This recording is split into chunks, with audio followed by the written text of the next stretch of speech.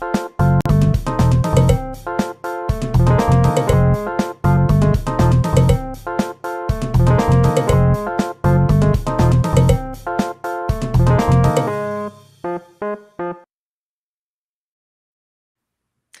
friends, and welcome to today's episode of Booked. I'm your host, Saffron Asteria, and I'm joined today by author K.M. King. How are you doing today? Well, like I said before, I'm a little nervous. I promise it's going to be okay. As I said before, if anyone's going to make a fool out of themselves, it's going to be me. So we already have, apparently, they've named themselves the Three Musketeers in the chat. So we have Sarah Arnoux, we have Ellen Holmes, and we have Grant Matheson. Thank you so much for joining us today. I'm glad to see you in the chat. So yeah, it's time to get to know you as a person. I'm very excited. So you have, I believe, 2 books out at the moment. Yes, that's correct. Okay, so you have The Bomber Jacket and The Bronze Key. So yes. We're going to talk about them individually, but I first would like to know how your writing journey actually started. Well, so my writing journey started when I was in 3rd or 4th grade, and I got a little pink diary with a lock in the key for a Christmas present. Mm-hmm. And I started writing in that diary, and then off and on, I kept a journal. Mm-hmm. It was more like a diary at that point. Yeah. And I found out years later that my younger sisters, I have 4 younger sisters. Mm-hmm. I come from a very big family. And I have 4 brothers too. Oh, wow. So 2 of my younger sisters read my high school diary and heard all about the boys I had a crush on and all my drama of high school and everything. They confessed years later. Oh my gosh. So anyway, that was the beginning of my writing journey. Mm-hmm. And as far as writing fiction, I started it it was in the 1990s. Mm-hmm. And I actually wrote Jenna's Journey. It's a 4-book young adult fantasy. Mm-hmm. I wrote that first.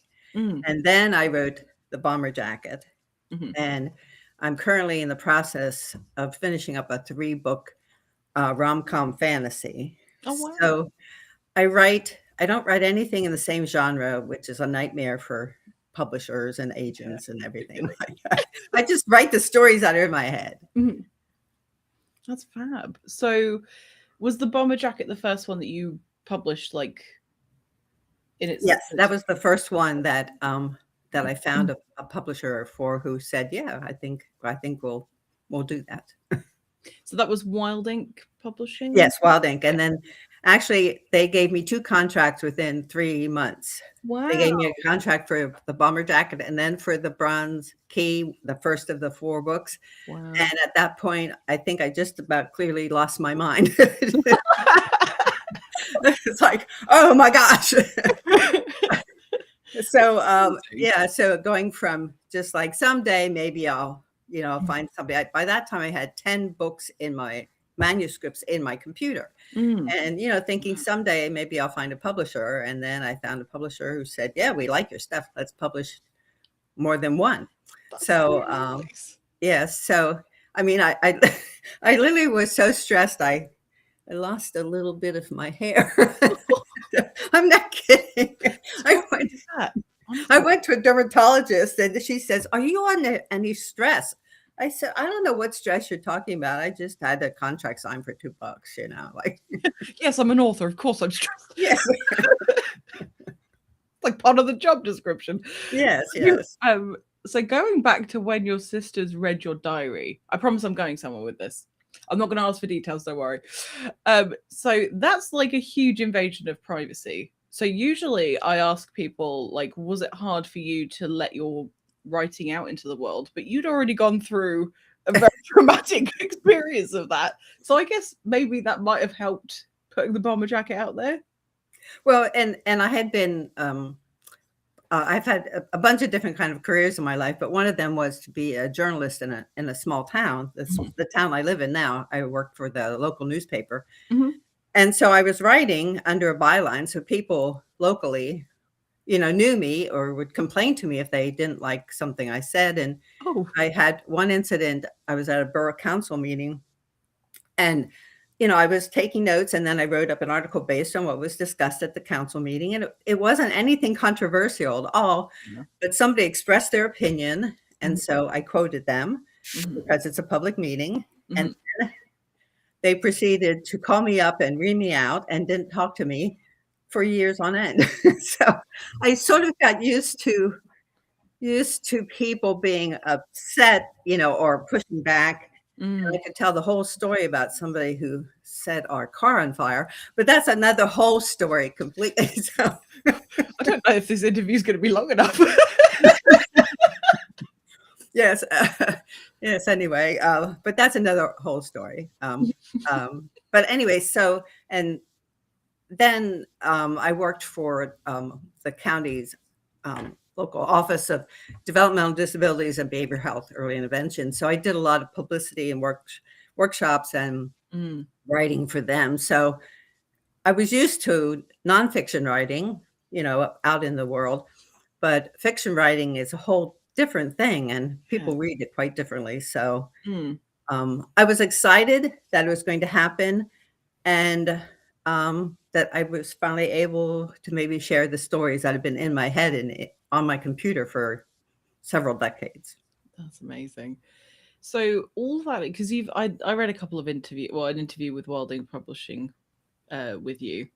And you've obviously got like a wealth of experience in the written word and also like communications. So does that help you with the marketing side of things? I know the marketing is like the worst part of being a writer. Um, but do you think that's helped you in any way? Yeah, I think it's helped a lot. It's not that it's things I can't do. Mm. It's not necessarily things I want to spend my energy at. That's the problem. Yeah. I've always thought like if I ever make any money um doing this stuff that I'm doing, the first person I'm gonna hire is somebody to do marketing and media stuff because I don't want to do it. It's horrible. It's like the worst bit. Yes, I had I left my job. I worked for almost 25 years for the county, and then I left a little early, took an early retirement, and started my own training and coaching business. So I did personal coaching and staff development. I went from doing it in the government arena to doing it in the corporate arena. That's cool. But then I had to do marketing because you can't just suddenly say, "Oh, I have a business," and expect somebody to come and hire you. Mm-hmm. So I had done a lot of that beforehand, but it was different when you're, local and trying to sell your training, skills to a corporation versus when you're trying to sell your book to the world. Oh, it's a totally different beast. Yeah, because I've also done corporate training, so I know exactly what you're talking about. And it's like you say, you have a need, I can fill that need. And they go, okay, how much? And then you give them the price, and then they go, cool, Right, you've right. upskilled them. Whereas with fiction or any written sort of works that you want people to read at any length, you're asking people to invest so much time with you and to go on a journey with you. And then you're promising them that it's going to be good. You're right. And that's really stressful because you can't always like fulfill that promise because people have expectations of what stories are going to be like, or they might compare you to other works that they've had read before. And there are so many variables. Like if you've got things like training, it's very much like XYZ. These are the things you're going to learn. That's what you're going to learn by the end of it. And it's just, you can't, I don't know. I feel like we're always promising as writers, like, this is good. You need to read it. It's really good. But then you let it go and then really hope they also feel the same way as you do. Right. And try to convince them that you really need to read this story. You just really must, because you're going to love it and you'll love the characters. And I've had some friends read things before they're published, and it's always interesting to get there. People who know you tend to be very nice and, oh, I love it. And I said, give me some feedback. Oh, I love it. Give me some feedback. And then one of my friends said, well, I don't like the way this book ends. Here's how you should write the ending, being very, very supportive and everything. And I said, well, that's your story. That's the story you would have written, but it's not the story that I wrote. And so in my story, this is how the book ends. But if you want it to end differently, feel free to write your own version of it. Yeah. There's definitely, there's like a fine line between constructive criticism and, as you say, like people trying to force their idea of what they expect onto your pages. Because I was talking to, it's the first ever episode that I did of this show, and I've talked about it before, but I interviewed Katie Carlisle, and she said something along the lines of, I'm paraphrasing because my memory is terrible, that you should have people in your corner who will give you like good feedback that's constructive. And I said, I don't know if I could cope with that. And it's like nearly 2 years later, or a year and a half later, and now I understand. Absolutely, she's totally right. Like, there's the kinds of people where you think, okay, I'd like you to read this and just make me feel good because I need encouragement. Right.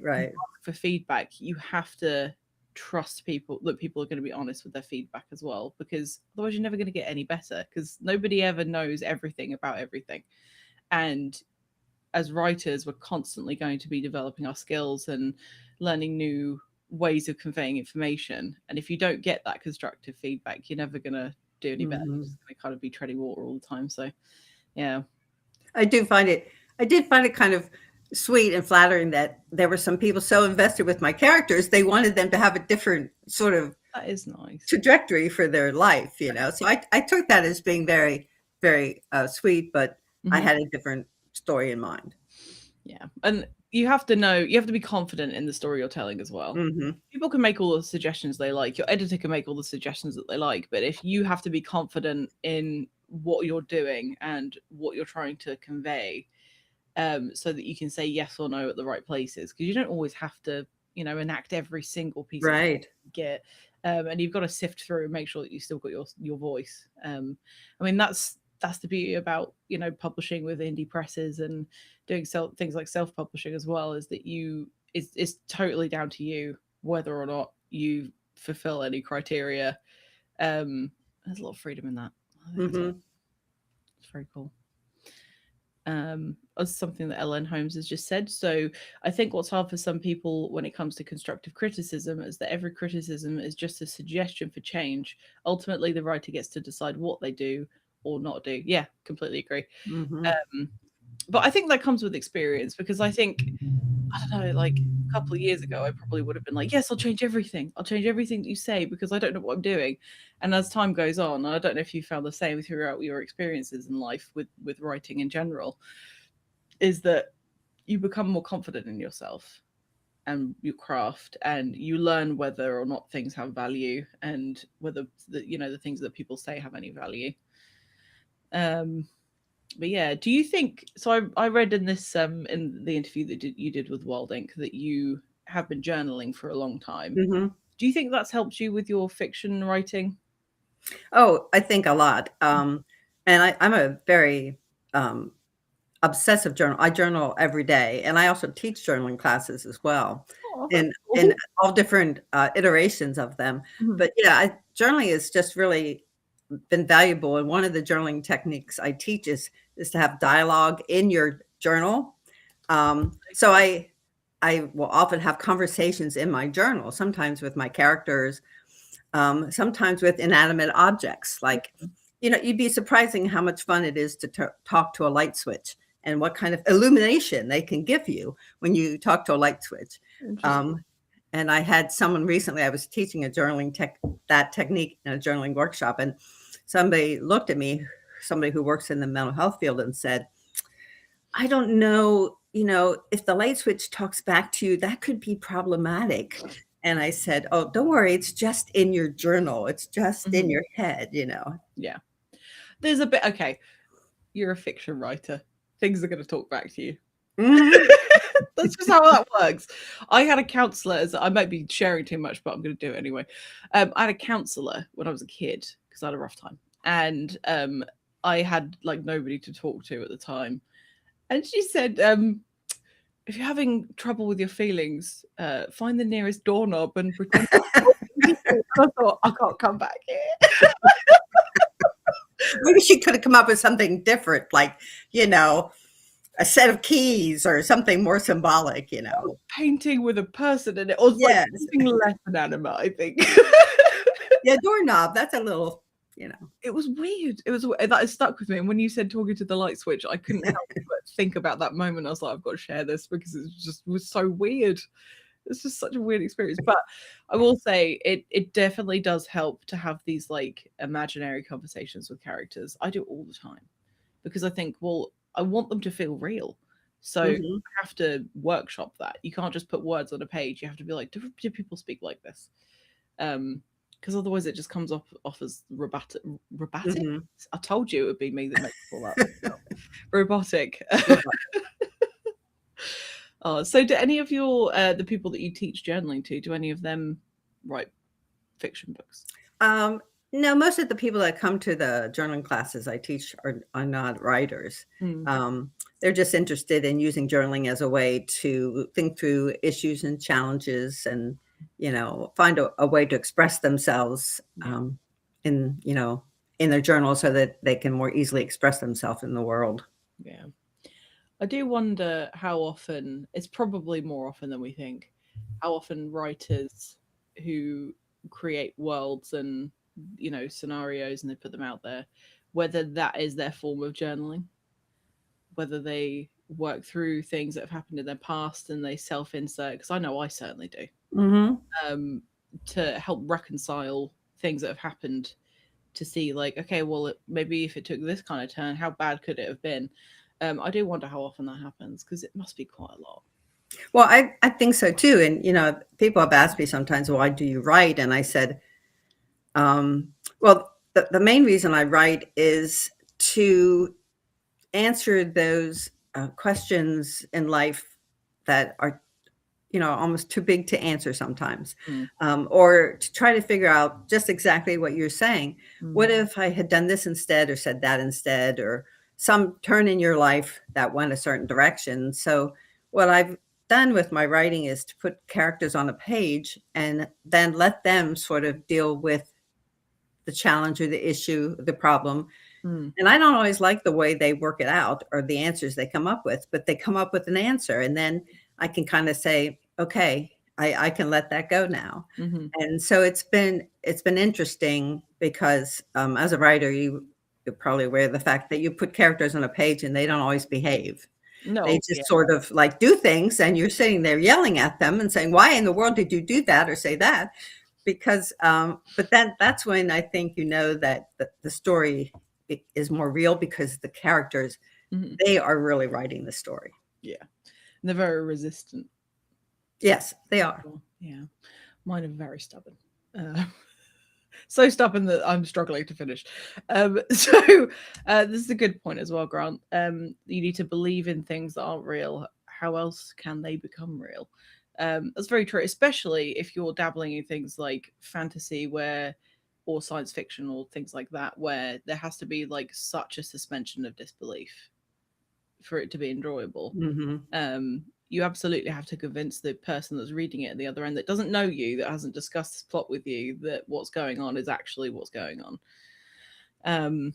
Yeah, interesting.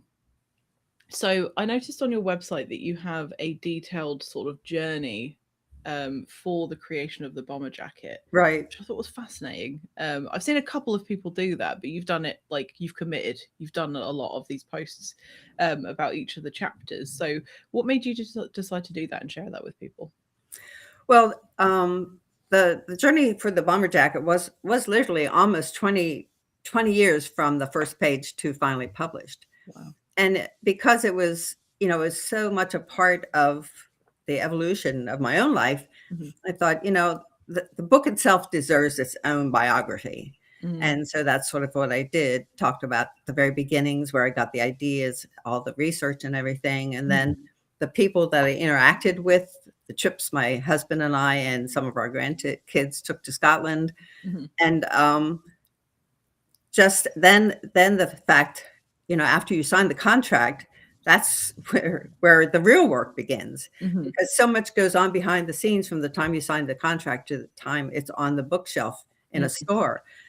So I just thought it would be an interesting thing for people to read and to understand, and maybe to encourage other writers who think it's never going to happen, but it's never going to happen until you write the book. And it doesn't matter how many years it takes you to write the book.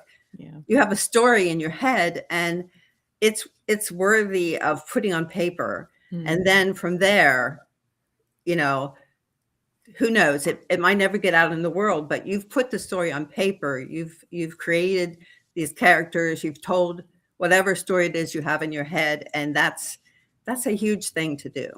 Oh, it's massive. I mean, there are so many people that set out to write something, and a very small percentage of them actually follow through to the end of it. Because I think everyone's got a story in them. Whether or not they want to commit it all the way through to the end to publishing or whatever is like a totally that's a different thing. But I hope that whoever is listening to this or watching this, if you do have a story in you, you don't have to worry about going to the end and publishing. Right. Just write it anyway for you. And then maybe the voices will stop talking. But, yeah. Well, I hope that the the light bulbs and the lamps and whatever else in my house never stops talking to me, because they're just fun to have conversations with. Yeah. Well, I'm glad that you have that as a tool, because it can be really lonely writing fiction, because it's, I don't know, I don't know about you, but I find it really hard to explain the thing that's in progress, because I'm still working on it, and you kind of want to talk to people about it, but then you have to explain the whole story, and it's not really helpful. I don't know. I think, and I'm lucky because I have one of my good friends has sort of been she's not an editor, she's just a listening ear, and she gives me input. So she reads things as they're in progress, and she'll just give me some general comments or feedback about things, or say, does this really make sense that she would do this? Ask me those kinds of questions for me to think about. So she's like a sounding board. And she's not a writer. She's just a person who is good at giving or asking questions that make me think about what I'm writing. Oh, that's so helpful. That's so helpful. I mean, and advice doesn't always have to come from writers either. Okay, I'm going to rephrase that. A lot of people read. So yes, they know what books are shaped like. They know what sentence structure to expect and what plots to expect and things like that. And we shouldn't disregard like any advice, especially if it's like helpful. Apparently Grant's voices don't stop. It's because you haven't finished writing. You've got a lot of stories in you. And I feel like, and I've said this before and I'll say it again, I do feel like every writer is just mildly possessed. There's just a tiny bit of possession. And if you run out of stories, I think the possession will then fly away, or however that works. But if you're still getting the voices, it means that you still need to keep writing. Well, and I have the problem. I think about them. Excuse me, I've got a bit of a sniffle.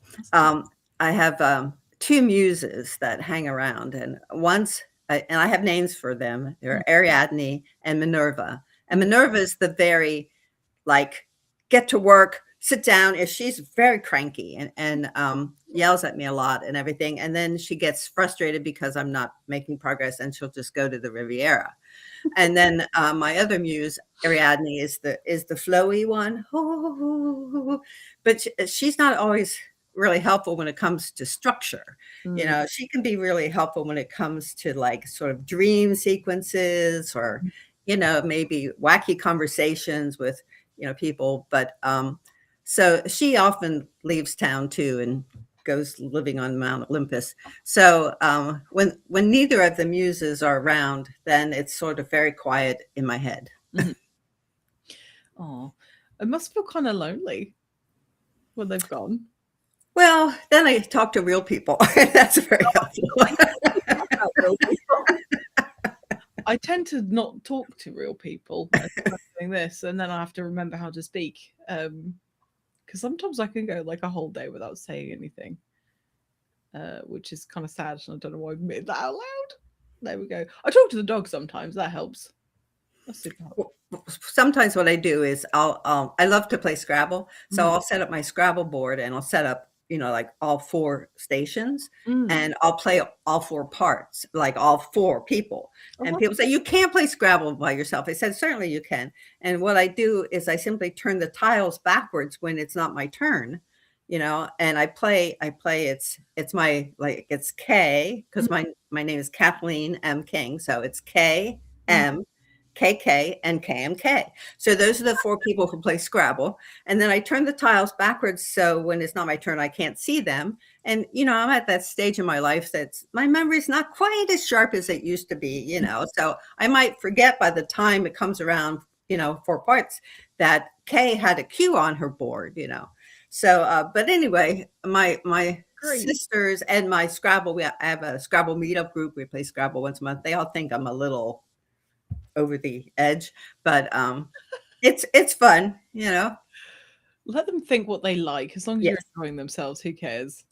And another good thing about Scrabble, every now and then when I'm stuck, I'll play a game of Scrabble, and then my challenge is I have to take at least 10 words off the Scrabble board that's been created and put it in my story. So I have to write a couple pages, and that's a good way to get inspired to, create another scene.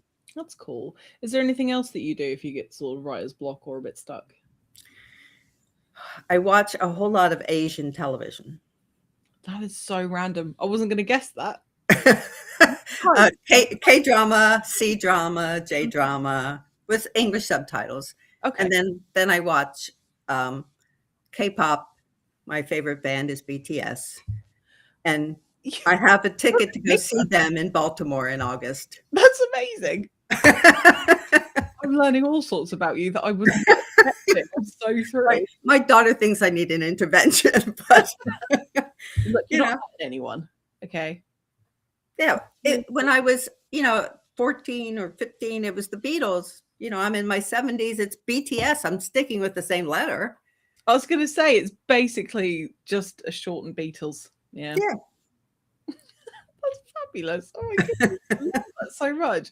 I watch Korean cooking shows. Oh. But I don't put the subtitles on because I like to guess what's happening from context. Because I can't speak Korean. I can barely speak English. But I love watching things like that. That's one of my and I want to shut down and concentrate and trying to work out what's going on sort of situations. I love Netflix for that. There's so much out there. So exciting. Yes, there is. It's highly entertaining and very diverting, and it enables me to feel like I'm educating myself, which I am. Mhm. But the reason I love K dramas is the way they tell stories. They're just very they just suck you in, and the music's fabulous in the background. And so it's like I am studying story structure. That's why I can sit here for a couple hours and watch it, because I'm learning story structure. It's not that I'm just, twiddling away my afternoon. No, it's definitely research. I think that we can safely call anything research if we want to as well. I've decided. And when you're a writer, it's the absolute truth. Yeah. Oh yeah, I'm researching a character. That brings me on to my next question, actually. So I read that you were a student of history. Yes. That must have been very helpful for writing the bomber jacket. What came first? Because I know the bomber jacket was going on for a long time. Did you start off as a history student? Did it? Well, I studied history education in college. I wanted to be a history teacher. Oh, cool. Yeah, but I didn't have much luck finding a teaching job. I only taught for a year and a half, but not right away. But I've always loved history. And part of the reason I wrote the bomber jacket is my parents are World War II generation. And I have thought for years and years and years, like most kids, you don't ask your parents about their life. It's like they're just old people. And it's not till years and years later that you realize that they lived some incredible experience that you should have really asked more about. Yeah. But what I wanted to know is, how did people in that generation survive those incredibly awful times?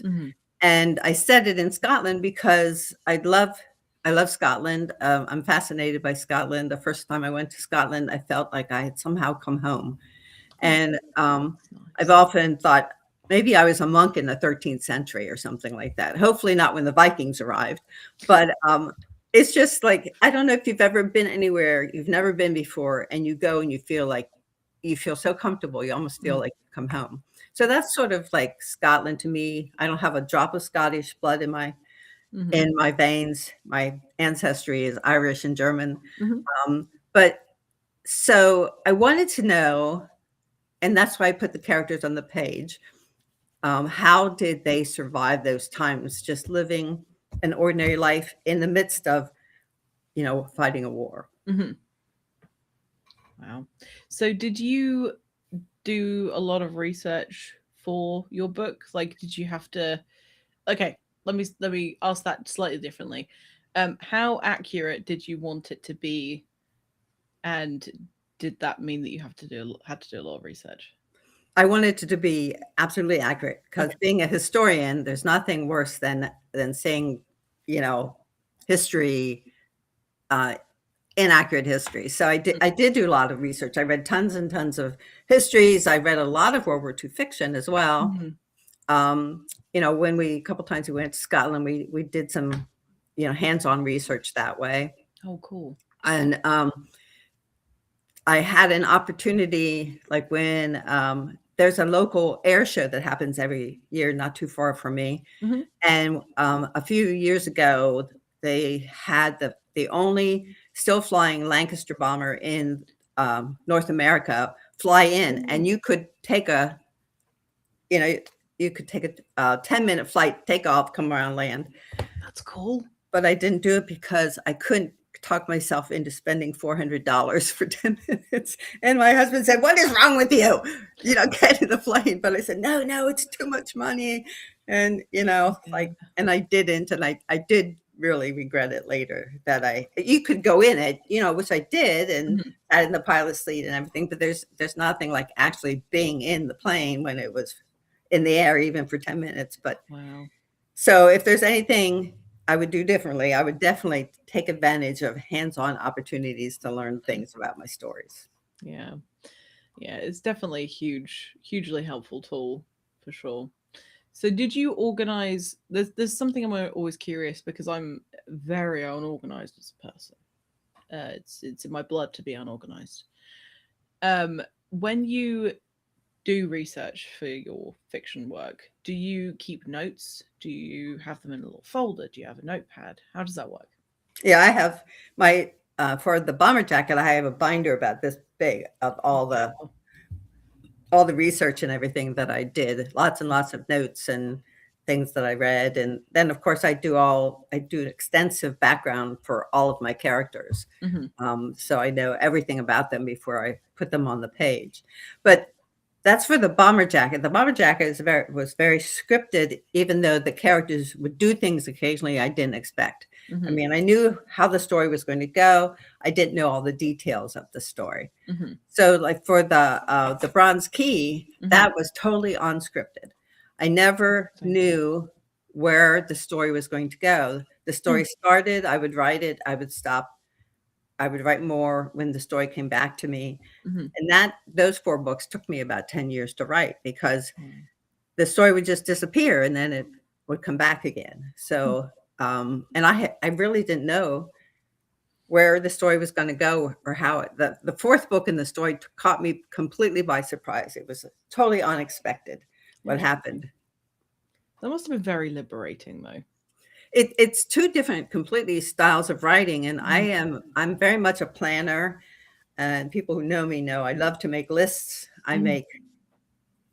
I make a list for the year, a list for the month, a list for the week, a list for the day. Mhm. And I turned 75 this year. Oh, wow. And I wrote a list of 75 things I would like to do, think about, learn, go to, Mhm. experience in my 75th year. Not that I'm going to get even a little bit of them done, but it's fun. So I like to make lists. So so if I think about my 2 muses, Mhm. Ariadne, who's the flowy one, she Mhm. would have been very much more with me the whole time that I was writing the Bronze Key. Mm. Um, versus the bomber jacket, that would have been Minerva because it was very planned and organized and structured and Yeah. needed to be very, very attentive to all the details. Mm. So the Bronze Key is more sort of fantasy based, right? Right. So what sort of fantasy sort of world is it? Is it like It's orcs and not elves? it's not terribly, I mean, it's a fantasy, but it's not a whole different world, because in the story, the young girl who lives in a small village in England, maybe in the 1700s, Mhm. she goes on a journey because she has terrible nightmares, and she learns that unless the only way she's going to rid herself of the nightmares is she faces this evil presence that Mhm. appears to her in the nightmares. She has to face it face to face. So Okay. she goes on this journey. She falls back through time to the 13th century, the time of castles and knights and everything. Mhm. So the fantasy world is not different. It's very familiar. The fantasy has to do with what happens in those worlds. It's a world that's frozen in time. Time has stuck. It's always the same day, day after day after day. Oh, sounds stressful. But the people living it don't realize they're living basically the same day over and over again. Okay, like Groundhog Day, that sort of. Yeah, sort of like Groundhog. Okay. Yeah. But not funny. With an evil presence. I love an evil presence. I love a villain. I love a villain so much. When you write villains and evil like antagonists, do you like them to have redeeming qualities, or do you write them just pure evil? Well, so in the bomber jacket, there aren't any evil people, so to speak. I mean, it's the war, Mhm. but the characters, there's just lots of people in conflict with each other, trying to survive a terrible time in life. Mhm. In the Bronze Key, the evil presence was a sort of was a spirit, Mm. an evil spirit, and as far as redeeming qualities, you'd have to read the book to find out. That's good. I can't say. Okay, that's fine. That's fair. Yeah, because I personally, I really love it when villains and like the antagonists are just like irredeemably horrible. They're my favorite ones. I don't want to have to. I don't want to have sympathy for the evil one. Let me hate them. Yeah. So, what sorts of things do you read? Well, I read all kinds of things. Right now, I'm probably reading way too many English subtitles, but I am learning some Korean and Mandarin along the way. I can say a few words. Don't ask me to say any right now, but because Wouldn't be to you, that would be. but, I love history, so I'm actually reading right now 2 books, highly recommended books of Chinese history, because since I've been watching Chinese dramas, like most of my history background has been more European history. Yeah, for sure. So I'm doing that. I like to read literary fiction. I'm in a book club, and we read lots of intense literary fiction. That's cool. With lots of, angst and heartbreak and that kind of things. Many set in different places in the world, many by non-English writers translated into English. I'm in a Jane Austen book club, so we read Jane Austen 6 books over and over again, but we also read other things. So we read Wuthering Heights. We read a lot of fairly contemporary writers to her time period. And when I read Wuthering Heights as an adult, I read it as a high school kid, and I thought it was the most romantic thing I ever read. I read it as an adult, and I thought, this is a totally unhealthy, incredibly awful relationship, and he should go to jail. I have to admit, I have not read it. Should I? It's a classic, but it was really difficult to read as an adult, because of the relationship of the 2 main characters is so incredibly emotionally abusive. Oh, don't think I want to read that actually. I think it sounds like I would just get angry at it. Oh, Maybe yeah, I want to. yeah. So it was interesting because most of us, had read it as young girls, and we were kind of shocked at how the story played out in our mind as grown women. It's interesting. I wonder if, like, I don't know, when you read things like that, especially if you're a teenager, like I remember reading like Twilight as a kid, which I think really screwed up my idea of what relationships should Ah, be like. It's a very dangerous game. So anyone that's writing YA, make sure those relationships are healthy because it can screw with a person. Oh dear. Anyway, so we are approaching the end of the show. So I did say to you before we started that I do have 2 questions that I always ask at the end of every show. If anybody has any questions, please do put them in the chat because now's your chance.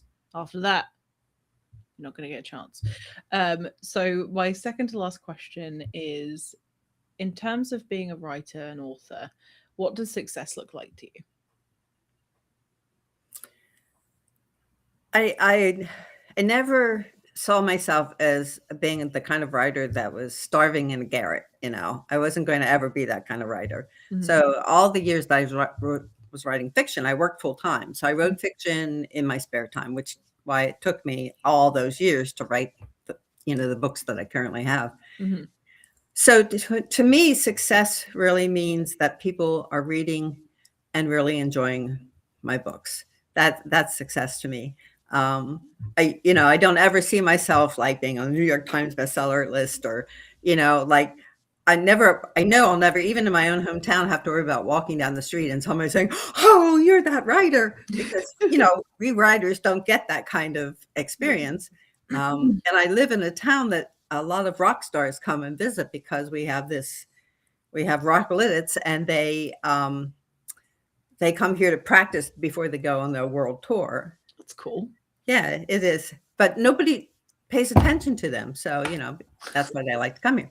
But anyway, so success to me is people reading my books and really enjoying them and being willing to engage me in a conversation about my characters. That's nice. I like that. Well, I hope that you have found that in your readership, and I hope that it continues. We do have a question in the chat from Grant Matheson. So, do you have a favorite World War II aircraft? Oh, it's got to be the Lancaster bomber. Yeah, it's pretty cool. I remember going to, I can't even remember what it's called. You might even know. There's like an airfield place in England. I think it's up north somewhere. And they have like shows where they have all the like old World War II airplanes and things like that. A lot of them obviously aren't running, Right. but they look really cool. And people dress up and it's very cute. Mm-hmm. I like that. Okay, so my last question for you is, if you could, now you can pick any period of time because I know that you've had an extensive sort of writing career. So it can be when you first started writing fiction, it could be when you were first journaling, whatever you want to pick. If you could go back in time and give yourself any advice, what advice would you give? Well, I think about that time when I could have taken a ride in a Lancaster bomber. Mm-hmm. It's like, if there's an opportunity to experience something your character experienced, or visit a place, or anything that would make you be able to give more reality and truth to the character's life, take advantage of it and do it. That's great advice. I think I prefer to think, oh, well, I'm glad I tried, than to think, I wish I'd have done X, Y, Z. Those are the things that haunt me the most in life. So it sounds like it's haunted you as well. Yeah, it's like, oh, darn. Well, I just want to thank you so much for being on the show today. I really appreciate your time, and it was lovely to get to know you. If anybody is interested in reading The Bomber Jacket or The Bronze Key or any more of K.M. King's upcoming works, then the QR code is here. So if you have a phone or something that can scan it, I've got a weird shadow on my face. It's over there. So go scan it. Or there are links in the description of the episode. So I've made it very easy for you to go find them. Just go find them. Go read the books. If you're watching this, whether it's the recording or the live show, thank you so much for being here. I really appreciate you spending your time with us. And thank you for doing what you do for indie authors. It's fabulous. I love it so much. It's selfish, really, because I'm nosy, and I just really enjoy it. I don't think I'd do this if I didn't enjoy it, because it's a lot of work. It's a lot of work. But I will say, and I hope you don't mind me mentioning this, on Friday, if you're free, I'd love for you to join the chat if you can. There is a special edition episode of the show where we have 6 authors coming to do readings. So it's called the Booked Selection Box, and it's going to be hosted by Sarah Arnoux. It starts at 2 p.m. CST, and we've got some fabulous authors doing some readings. So please come and watch it if you can. But yeah, anyway, I'm going to see you on the other side. Don't go anywhere. Okay. And goodbye, everybody. Goodbye. Thank you for coming. Yes, thank you so much. Bye.